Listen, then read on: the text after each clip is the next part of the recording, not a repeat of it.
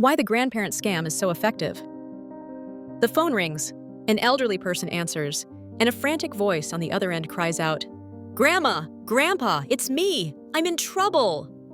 This is the opening act of a cruel and increasingly prevalent crime, the grandparent scam. It preys on the natural love and concern grandparents have for their grandchildren. But why is this scam so effective, and how can you protect yourself and your loved ones? We'll explore the psychology behind it and offer practical advice. The grandparent scam works because it bypasses logic and goes straight for the heart. The initial phone call is designed to create a sense of urgency and panic. The scammer often impersonates a grandchild, or sometimes a law enforcement officer or lawyer. They claim the grandchild is in some kind of immediate crisis.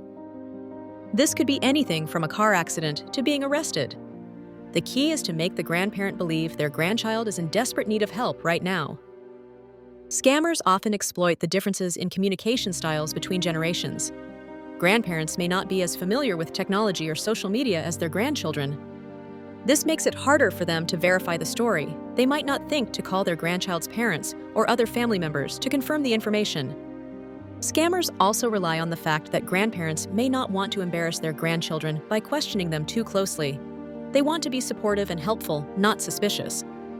Sometimes, the scammer will impersonate a figure of authority, such as a police officer or a lawyer. This adds another layer of credibility to the scam. The officer might explain the grandchild's situation in legal terms, making it sound more legitimate. They might also pressure the grandparent to keep the situation a secret, preventing them from seeking advice from others. This tactic is particularly effective because it plays on the respect many older people have for law enforcement and the legal system. The scammer uses this respect to manipulate the grandparent into complying with their demands. Time is of the essence in the grandparent scam. The scammer will emphasize the need for immediate action. They might say that the grandchild will face serious consequences if the money isn't sent right away.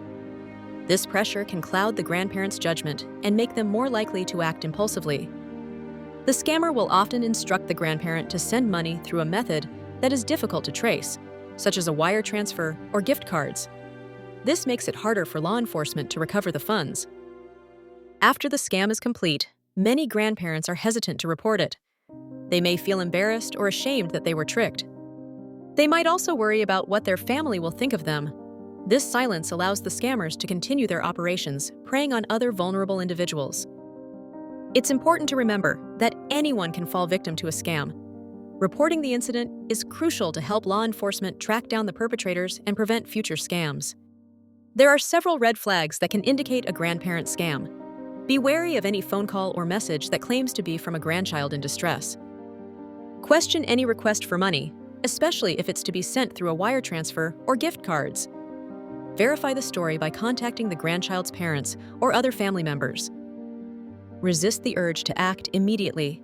Take a moment to think critically about the situation and seek advice from a trusted friend or family member. Education is the best defense against the grandparent scam. Talk to your elderly loved ones about the scam and how it works. Encourage them to be skeptical of unsolicited phone calls or messages. Remind them that it's okay to ask questions and verify information before sending money. Consider setting up a code word with your grandchildren. This way, if they ever need help, they can use the code word to confirm their identity. If you think you've been a victim of the grandparent scam, report it to the authorities immediately. Contact your local police department and the Federal Trade Commission.